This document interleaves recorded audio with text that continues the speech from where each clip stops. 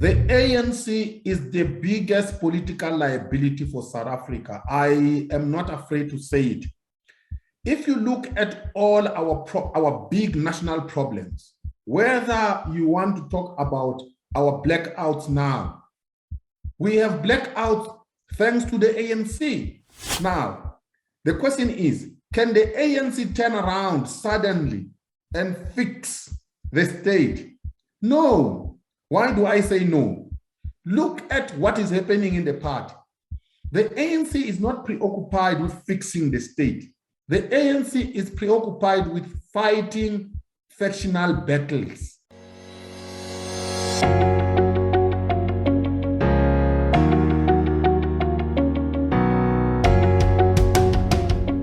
Hello, my name is Donald, and welcome to WorldView. At WorldView, we explore everyone's perspectives on all things that can broaden our worldview. Today, we're talking with Prince Mashele.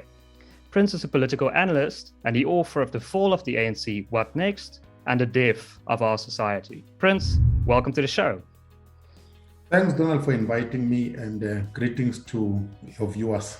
Great. If we can start with a very interesting topic, the so-called Phoenix poster debacle.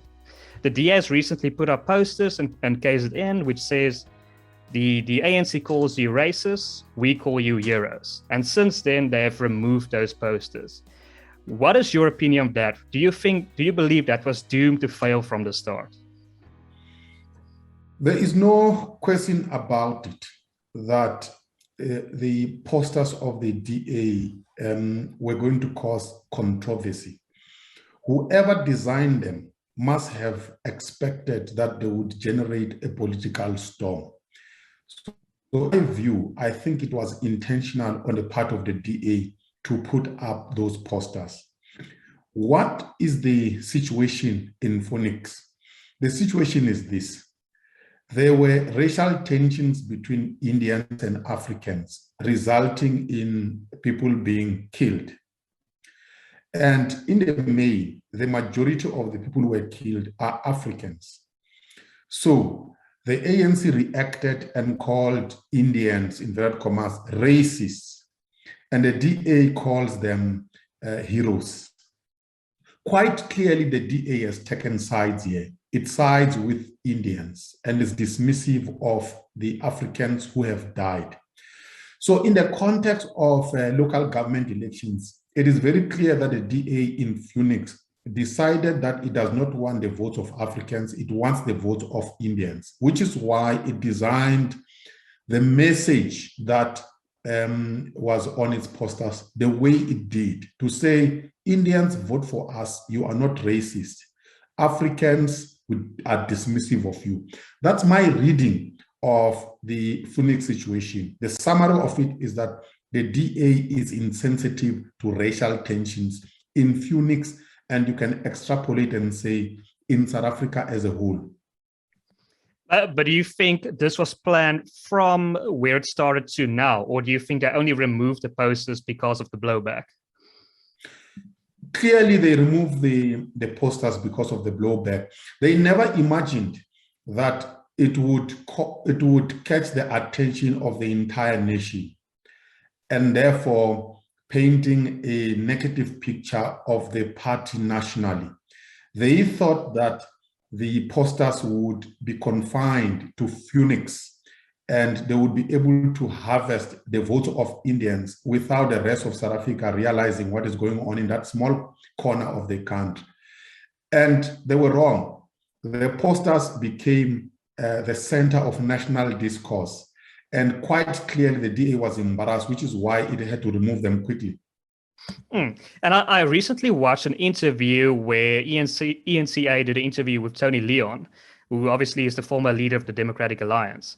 And Tony Leon says that there's a double standard here. He says, for example, that the EFF has recently reaffirmed that all the Indians in Phoenix are racist. And Prince Buthelezi from the IFP has said that those who stood for the rule of law in Phoenix are heroes. So he says there's one standard for the Democratic Alliance and another standard for the other parties. Do you think that's true? It's not true. And there's a political context here. Number one, We know that the EFF is a racist party, racist in the main against whites and against Indians. They are clear about their racism against these two groups of South Africans, and they have been condemned for it. I personally have condemned the EFF publicly for its racism against Indians and against white South Africans. So it is not true that the EFF does not get condemned by South Africans when it utters racist statements. That's number one. Number two, the racism, the alleged racism of the DA is directed against Black people. And the reason why there is sensitivity on the part of Black people with regard to the racism of the DA is because of our history of apartheid. Remember that apartheid was actually a white regime against the majority in South Africa who happened to be Black. So whenever there is a statement from white quarters against Black people remember what happened to them, what the white regime of apartheid did to them. That's why Blacks are hypersensitive when it comes to racism from white quarters. But it is not true that South Africans are not as sensitive to the racism of the EFF as they are sensitive to the racism of the DA. The EFF has been dismissed. As I said, we all know that the EFF is actually a racist party against specifically whites and against specifically Indians. And that's a very interesting perspective, Prince. And yeah, it's interesting to hear you say that, there's a more emotional context when it comes to Black people, and thus the DA needs to be more sensitive. But on that note, Tony Leon has recently, or a few months back, has also said that Mmusi Maimane was an experiment gone wrong. What is your opinion of that? Is that also a very insensitive, almost racist thing to say? It's an honest thing to say. Tony Leon is being honest. And by the way, I like human beings who are honest, because even myself, I'm honest. So what is the honesty of Tony Leon? Here is what Tony Leon was saying. We know that the DA was formed by white South Africans. Anybody who thinks that I am lying must go back and watch the recordings of the first meeting between the New National Party, the DP, and there was a federal component to it. You will be very lucky to see a Black person in that room. So the DA was formed by white South Africans. So at some point, those who formed the DA, that is white South Africans, and Tony Leon was in that room, by the way, they decided that they are going to experiment with the small opening of the space in the DA to allow a few Blacks to come into the leadership structures of the party. Mmusi Maimane was the first biggest experiment by those whites. They said, let's try and hand over the party to a young Black chap and see how it will go and see if it will work as a bait to attract Black voters. In the main, it did not work. And the rank and file of the DA, who happened to be white, these began to be anxious about their party being in the hands of a Black leader. So what did those who formed the DA do? They decided to take back their party, kicked out Mmusi Maimane, Herman Mashele, and the few who were in the leadership ranks of the party. So Tony Leon is right to say it was an experiment gone wrong. He was part of the experiment, by the way, Tony Leon. So he's being honest. We shouldn't condemn him for being honest. But just to add to that, I think Tony Leon would say that Mmusi Maimane never believed in the core principles of the DA. That's why he says it's an experiment gone wrong, because they found a leader that never really believed in the principles of the DA. Is that an accurate criticism? Well, if Tony Leon were to say that, I would say he is completely disingenuous and wrong, because he would have to tell us what are those core principles of the DA that Mmusi Maimane did not believe in. I understand, by the way, the principles of the DA, or let me put it this way, the purported principles of the DA. In the main, DA market is it's actually incorrect. The DA is not a liberal party, in my view. The DA is actually a nationalist party. Let me explain to you what do I mean by that. The DA has housed within itself, in the main, two nationalisms: Afrikaner nationalism. So the Afrikaners who used to belong to the old national party are there in the DA as we speak today, and they have not forgotten that they are an Afrikaner nation. Anybody who thinks that they have forgotten that an Afrikaner nation must go and study Afrikaners who vote for the DA. You will find that they still maintain their cultural organizations. The Broederbond, by the way, is still there. Cultural formations of the Afrikaners are still there. They are still very sentimental about defending their own Afrikaner culture and their own Afrikaner language. So anybody who's going to tell me the DA is a liberal party must tell me, why are these Afrikaners who are nationalists still in the DA? That's the first component of nationalism. The second component of nationalism that is in the DA that Tony Leon is not telling South Africans about is English/Jewish nationalism. Tony Leon, by the way, belongs to the Jewish component of nationalism. The Jews in South Africa have not forgotten that they actually constitute a nation. Go and study them.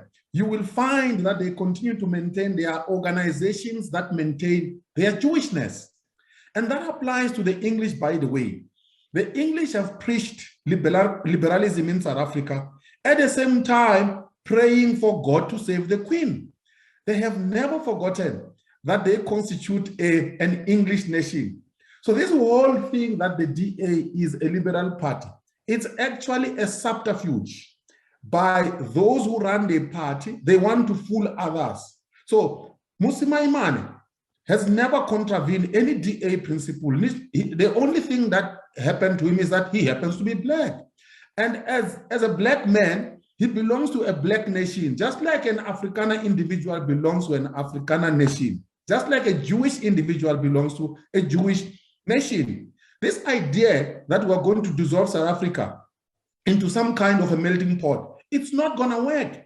In any case, by the way, even our constitution doesn't promote that idea. It says we are a united nation. We are a nation united in diversity. So we don't dissolve Jews. We don't dissolve Afrikaners. We don't dissolve Zulus. We are simply united in our diversity, which is why we have a Heritage Day in September. That's a fascinating perspective. And I can definitely agree with the sentiment that there's a lot of Afrikaans conservatives that vote for the DA who don't really believe in the principles. I think a lot of them really voted only for Helen Zille and not for the Democratic Alliance. But if we can pivot to the EFF, I don't think a lot of people know about what happened in the VBS looting scandal. Can you tell our viewers, how have the EFF been implicated in the VBS looting scandal? Look, the VBS looting scandal in the main was a political looting project. That should be the starting point. How was it political? VBS, as a black-owned bank based in the main in Venda, although it was operated, was supported by municipalities. And the municipalities were run by the ANC. So there was a collusion between the municipalities that were run by the ANC and the leadership of the EFF. So this is how it works. A provincial treasurer general of the ANC in Limpopo went around instructing municipalities run by the ANC to invest in VBS. Because the leadership of the EFF, that is Julius Malema and Flo Chibabo, come from Limpopo, they wield massive political influence in those municipalities. They too went around using their connections in Limpopo to tell municipalities to invest in VBS. And then there was a partnership between those who run the bank and the leadership of the EFF and that of the ANC in the province, that if you bring municipalities to invest in VBS, are going to give you a kickback. That's how Floyd Shivambo's younger brother got massive amounts of money. That's how the cousin of Julius Malema also got money. And this money was actually channeled to Floyd Shivambo and Julius Malema. That's how they stole money in VBS. And do you think it will be the end of the EFF if this were to go to trial, to a court case? Look, my sense is that if it were to go to trial, the link between Julius Malema, Floyd Shivambo, and the looting would be established, because we have seen from the media, particularly the Daily Maverick, the link in terms of the flow of money from Julius' cousin into Julius' bank account, as well as the link between Floyd Shivambo's younger brother and Floyd's bank account. So if it were to go to trial, in my view, I think that link would be firmly established. And obviously, the EFF would be affected politically if it were to be established that directly they looted from VBS. The question is, why is it not going to trial, and why is the case too slow? My sense is that there must be some politics being played somewhere. I have no evidence to that effect. That's interesting. Perhaps they're just overwhelmed. But if we can move to the ANC, I recently spoke to Dr. Vincent Mapai, and he has said that he believes the one person that could have saved the ANC is Thabo Mbeki.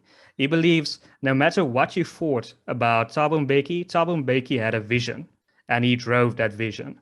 And he says one of the main problems with the ANC today is that they are indecisive. Do you believe that is the case, that Thabo Mbeki could have saved the ANC? I agree that Thabo Mbeki had a vision, and his vision was clear.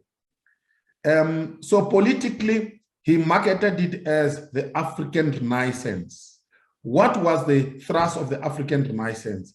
Was the idea that at some point, Africa was a global continent, was a glorious continent, and that it was behind important scientific discoveries.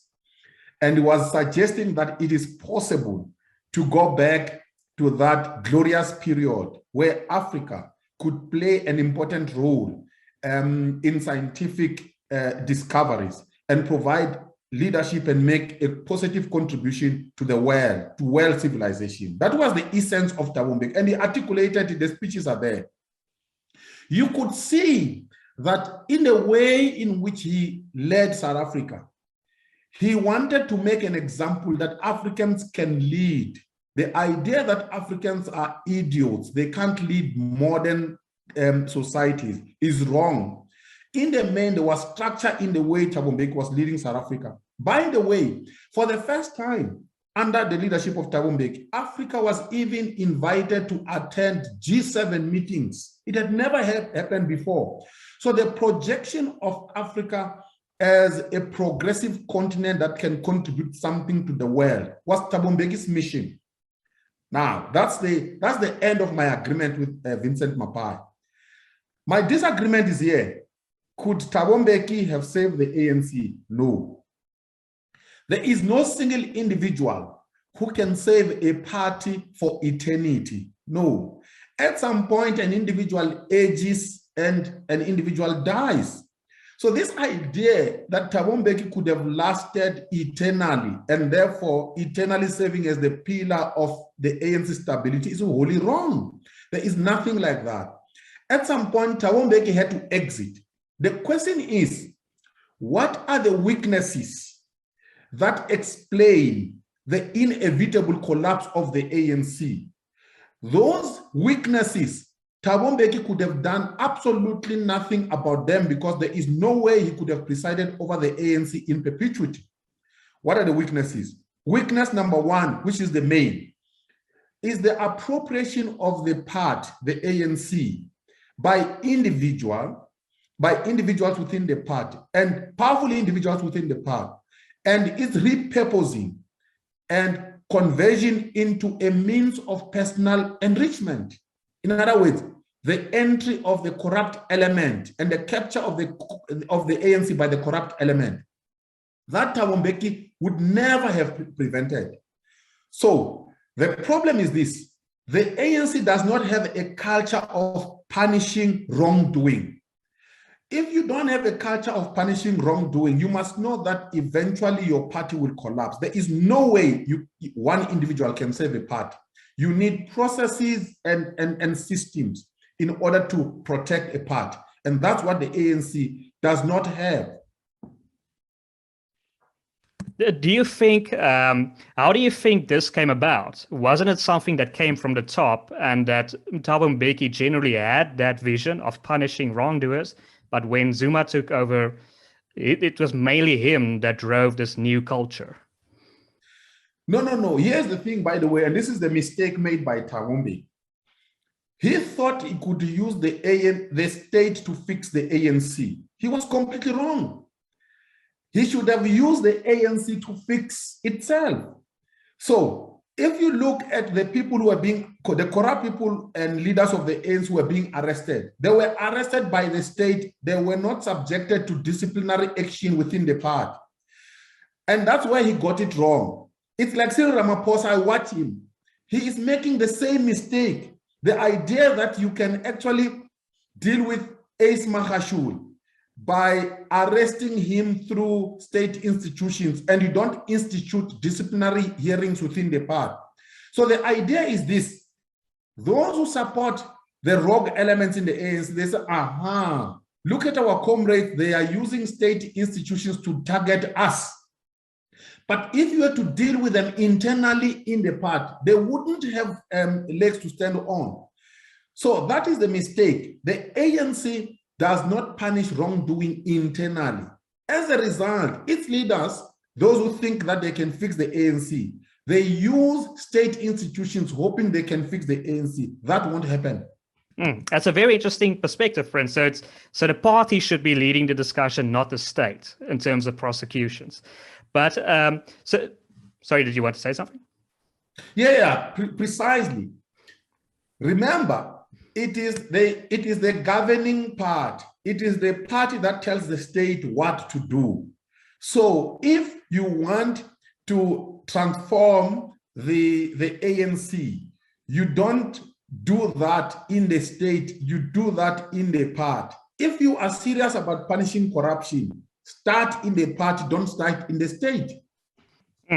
And now, in terms of the long-term future of South Africa, do you think the ANC at this point is beyond redemption, and that South Africa will only be saved by an opposition party? I have no doubt about it. The ANC is the biggest political liability for South Africa. I am not afraid to say it. If you look at all our big national problems, whether you want to talk about our blackouts now, we have blackouts thanks to the ANC. If you look at the collapse of public institutions such as public schools in Black communities, such as the collapse of public hospitals, all of those institutions have been collapsed by the ANC. Now, the question is, can the ANC turn around suddenly and fix the state? No. Why do I say no? Look at what is happening in the party. The ANC is not preoccupied with fixing the state. The ANC is preoccupied with fighting factional battles. And if you say the ANC, by the way, it is very confusing, because the question is, which ANC are you talking about? Ace Magashule is a member of the ANC. Zweli Mkhize is a member of the ANC and is a corrupt chap. Jacob Zuma is still a member of the ANC. Cyril Ramaphosa is a member of the ANC. So you don't know which ANC you're talking about. So when they tell you about renewal, you then look at this whole mix, you realize that there is nothing called renewal. So my view is that the ANC has become too rotten to be salvaged. No one will salvage the ANC. I see an inevitable collapse. And that collapse, by the way, will result in the ANC losing an election. I can assure you, and I'm still fairly young, I will see the ANC out of power. The longest the ANC can stay in power is under 10 years. If it were to win the 2024 elections, it would be through a very, very low margin. It would be under 55%. Remember, the ANC now is standing at 57 point something percent. For the first time in the history of the ANC post-1994, the ANC has scored under 60%. And if you look at the trajectory over the past 15 years or so, the ANC has been coming down. So the trend is there. I'm not manufacturing it. The ANC cannot be salvaged. It will lose power at some point. If it doesn't lose it in 2024, certainly in 2029, the ANC will not be the government of South Africa. Then the question is, what happens next, which is the subtitle of our book. What happens next is this. You will not jump from the one majority party into another new party. It's not going to happen. The transition of our politics will go through coalition politics. So when there's a new government in South Africa, we are likely to see what we have seen in Johannesburg, what we have seen in Tshwane and Nelson Mandela Bay. It will be a collection of opposition parties constituting a government, including elements that come from the ANC, by the way. So if I were to predict the future of the country, of South Africa in terms of politics, will go through a bridge called coalition politics. And it will take many years until one party emerges as a majority governing party. It could be that I'll be dead when that happens. Don't you think it will be absolute chaos, especially with the EFF, if they garner between 15 or 20% of the vote? Won't they cause this era of coalition politics to be complete chaos? I don't think so, by the way. You see, we are lucky in the sense that we have had experiments in this regard. You could say Nelson Mandela Bay was chaos, right? You could say Tshwane was chaos, but not as chaotic as Nelson Mandela Bay. And Tshwane is still standing, by the way, as a coalition government. As we speak, people forget that. It has not collapsed. Yes, it has changed many mayors, but it has stood as a government. The most stable, by the way, coalition government was Johannesburg under Herman Mashele. And that was achieved with the EFF being an important component of that government. So we have seen that it is possible to achieve stability in an unstable context. So my sense is that there won't be chaos per se. There will be give and takes. There would have to be give and takes in a coalition arrangement. But here's the other thing. Remember that most of Europe, Western Europe, which is viewed as a stable part of the democratic world, is actually governed by coalition parties. People forget that. So I'm not scared about coalition parties because I've seen them elsewhere in the world, especially in democracies. And if you could give advice to an opposition party to capture some of these voters that are now staying away, I believe it's only 26% of registered voters that still vote for the ANC. There's a lot of people not voting. What advice would you give for an opposition party to capture many of these votes and become a next majority party? You need a new, fresh opposition party to emerge. The problem with the current opposition parties, the leading ones, the DA and the EFF, have disappointed voters. I mean, let's be honest about it.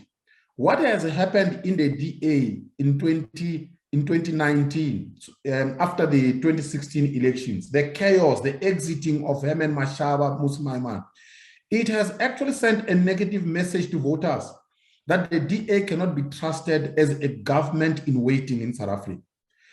And in fact, among the black voters, there is a perception that the DA has regressed to becoming a purely white party.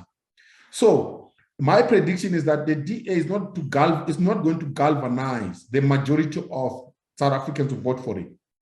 The EFF also has been affected by scandals and is also a very scary party. I've gone on record to say the EFF is actually a fascist part, and I've studied enough of fascism and Nazism, by the way. I have seen the parallels between fascism and Nazism and the EFF. So the EFF doesn't command the confidence of the great majority in South Africa. It will be part of the mix of the coalition politics, there's no question about it. But you need a fresh party that is going to inspire both blacks and whites to say we can have hope in politics again.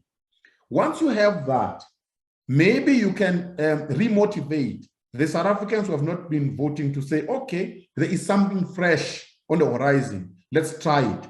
If you don't have that, I think that we are going to have more despondency deepening in our society. So don't you think it's possible that the DA could succeed if they just rebranded themselves? Or do you think that party is forever tarnished? Look, remember, they had an experiment and they themselves say it has gone wrong. What was the experiment about? Was to experiment with black leadership. Let me tell you, there is no party in South Africa, it doesn't matter the branding. They may have spin doctors and they believe in their spin doctors, they think doctors. A party that is a party for white South Africans will never govern South Africa. A party that is perceived to be a party for black South Africans will never govern South Africa. If you look at South Africa's history, you will see the evidence of what I'm talking about. The National Party governed South Africa, oh yes, because there was no democracy at the time. On the black side of things, the parties that declare themselves to be parties for black people, your black consciousness parties, your Azapos of this world, your PACs of this world, black people never voted for them, never supported them. So black people don't support parties that say we are a party for black people, which is why even the EFF, by the way, will never govern South Africa. Because the EFF projects itself as a party for black people. Black people don't want a party for black people. They want a party for South Africans. The reason why the ANC, for the longest time, has enjoyed the support of the majority in South Africa is precisely because it has projected itself as a multiracial party. And when you looked at the party, within its ranks and within its leadership, you could see black people, you could see white people. So even the DA, it's making a strategic mistake. This idea that you are going to have a white party leading South Africa, it can lead the Western Cape. There's no question about it. And the ANC will never get the Western Cape again. But it will never lead South Africa. It doesn't matter how brilliant their political strategies are. And it seems like the ANC's corruption is representative of many leaders in Africa. There seems to be a problem with power and corruption in Africa, at least at the political level. Why do you think that is the case? Why is there such a problem with leaders staying where they are and becoming corrupt, not giving into the democratic process? It's an interesting question you're asking. And if you were to pose it to Helen Zille, she would be in trouble for saying what I'm going to say now. But I can say it. Maybe I have an advantage because I'm black. Look, if you look at the history of Africa, you don't find democracy as part of Africa's political culture. Let's start there. How has Africa governed itself? Africa has governed itself through the institution of traditional leadership. That's how Africa historically has been governing itself. And by the way, Africa in that regard is not unique. All human beings all over the world have a history of being governed by kings and queens. There's no part of the world that doesn't have this history, by the way. It depends on when did a part of a country begin to change and move from that system into a system of democracy. And Europe happened to make that move first. Even though after it made that move, by the way, Europe has been plagued with wars all the way to the 20th century, by the way. But let's leave Europe, let's come back to Africa. So Africa has not experimented with democracy all the way to the 20th, to the late 20th century. The first serious experiment, democratic experiment, happened after 1950. And that is yesterday in historic terms, by the way. So Africans don't have a culture of democracy. Let's be honest about it. So what we have seen is this: traditional leaders were never clean. If you were to go to an African village, and if you want to test what I'm telling you today, go to an African village, not outside South Africa, but in South Africa. This is what you're going to see. You are going to see poverty in that village. You will see that this is the house of an African Induna or an African chief. That is the man with many cattle. That is the man with the biggest house, and so on and so forth.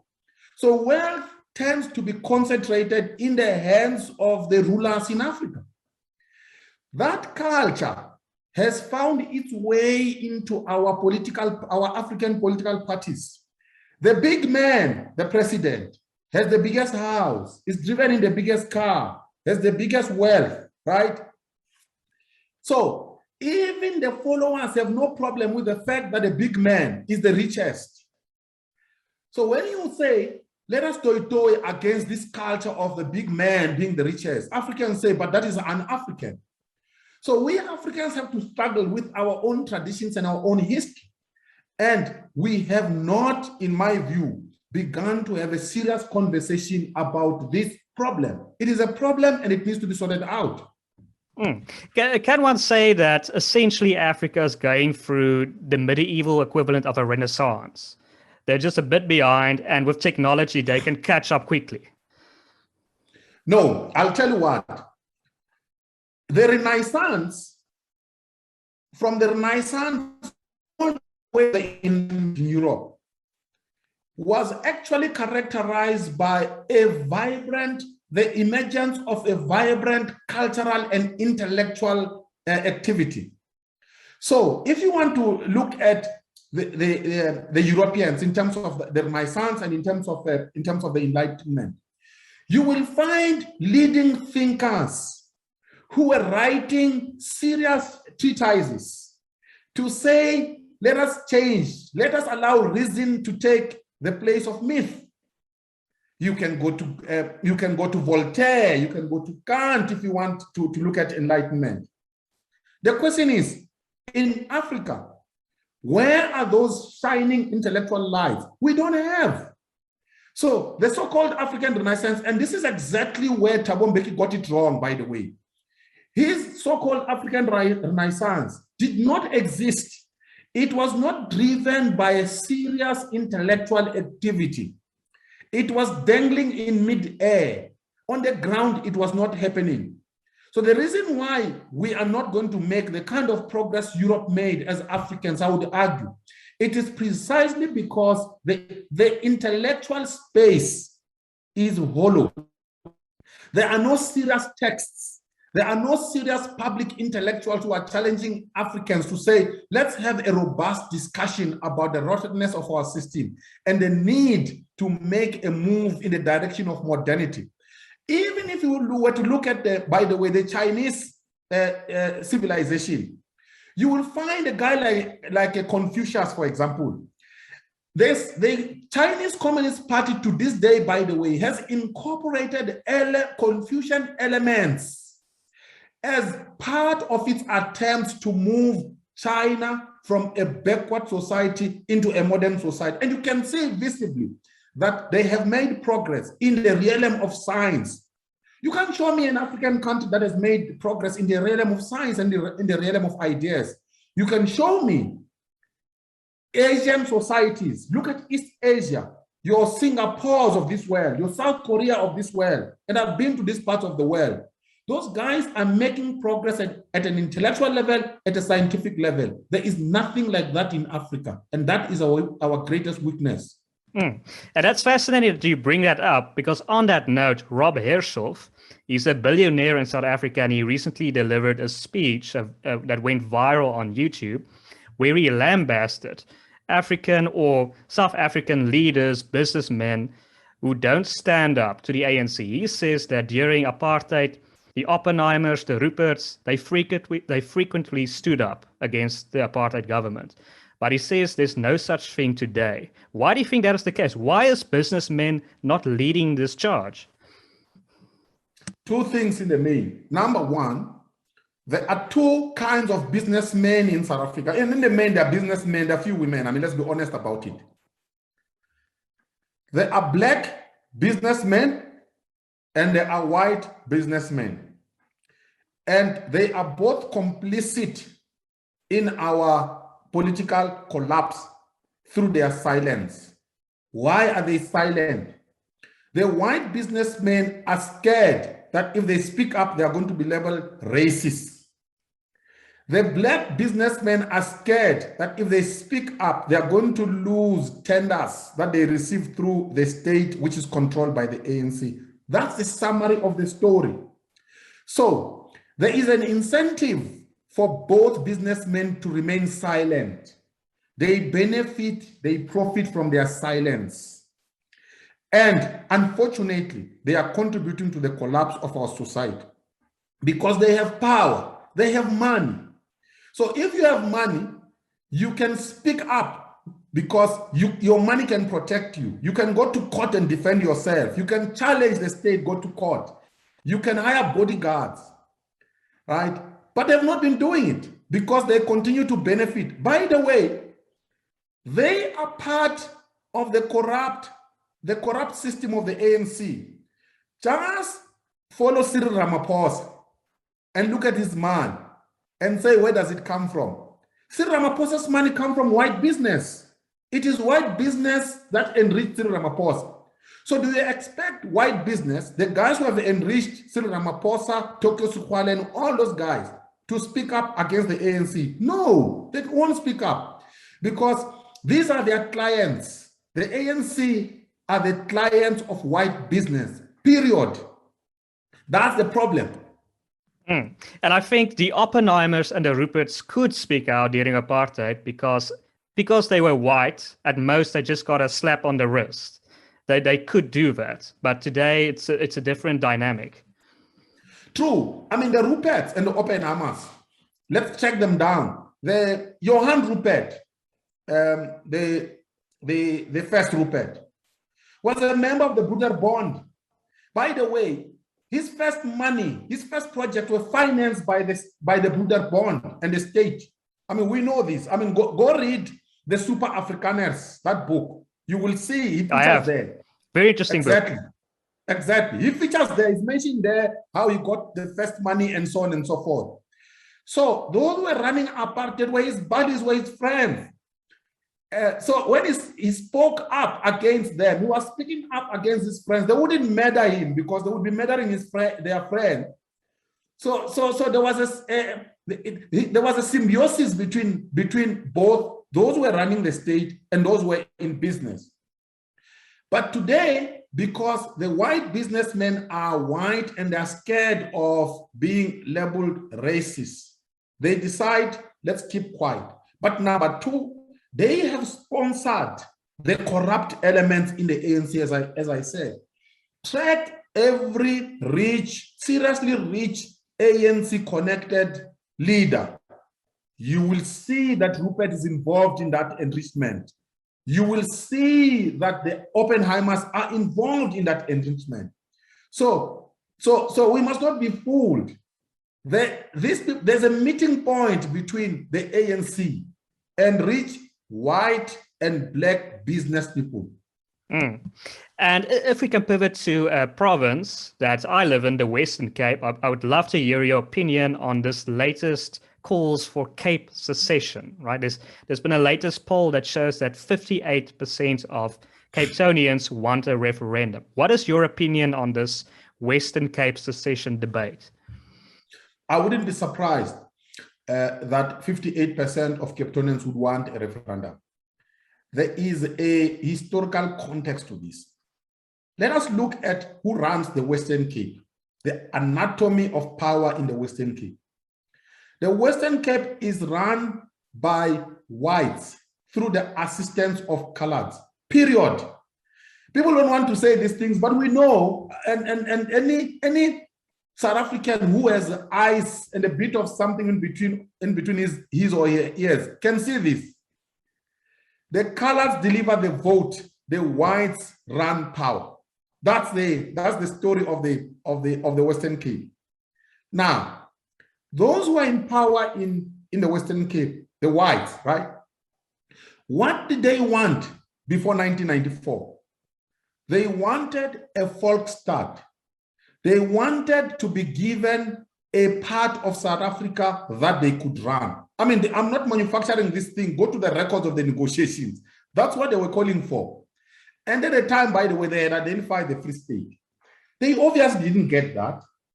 And later, they got the Western Cape, their Volksstaat. So would it be surprising for them to want to secede and run their Volksstaat? No, they would want, because they have gotten what they wanted in the CODESA negotiations. And then the colors, why do they play a part in this? The colors play a part in this because they are threatened by what Helen Zille called immigrants from the Eastern Cape. The Africans. Remember, the Africans are a minority in the Western Cape. And the Africans and the colors are competing for jobs and economic opportunities. I mean, this is real, it's not fiction. So I wouldn't be surprised that the partnership of colors and whites would feel that if they were to run the province, it would be in their joint interest. But here's the thing, they can feel that way. It's not gonna happen. This is how a secession happens. There is no secession anywhere in the world that has ever happened without the people of that part taking up arms and fighting. So I don't see the colors taking up arms and fighting for the Western Cape to secede. I don't see whites, by the way, taking up arms and for the Western Cape to secede. Whites are enjoying life in Cape Town, and it's good. So they want peace. They don't want war. Even colors, by the way, they don't want war. They want peace. So it's just talk and sentimental expression, but it's not going to go anywhere. Well, thank you, Prince. This has been a fascinating and frank discussion. Absolutely loved it. And I see our time is running up. So I want to give you one last opportunity to add, plug, or say anything that you want to. Well, what I would say is this. South Africa is a country that brings together different racial and tribal groups. If these racial and tribal groups don't come together to make a deal to govern this South Africa together, this country will fall apart. Any single component that thinks that it can still power and govern this country, such a component is delusional. Whites and blacks have to hold hands and govern this country together. They have no choice. Well, I can definitely agree with that. And thank you so much for your time. To our viewers, you've definitely liked the show if you've made it this far. So please consider liking it, subscribing, and sharing it as widely as possible. My name is Donald, and you've been watching WorldView.